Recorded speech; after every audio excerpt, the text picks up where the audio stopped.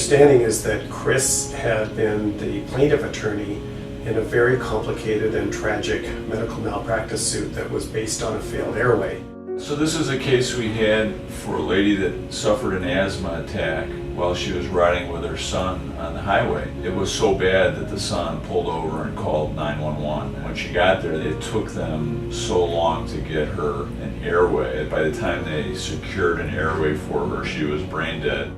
The doctors and the hospital involved are not bad people. They're good people doing their best, but they weren't ready for this emergency and they weren't properly trained. And when the case resolved, the way he put it to me is he couldn't walk away from it. And it was just a tragic case. A tragic case which I thought didn't have to happen, and it didn't have to happen again. And he came up with the idea of putting some of the proceeds of that settlement of that case to train more people in this region in airway management, and that's ultimately what led us here today.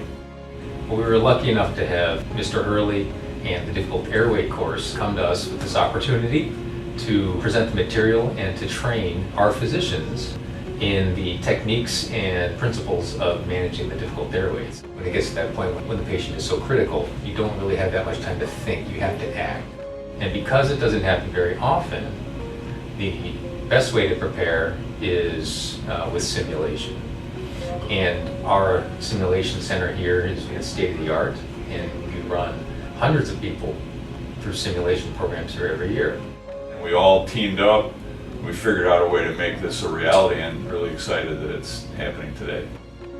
He had this crazy idea to turn this very negative event into something positive. My hope is that somebody's life gets saved someday because of you.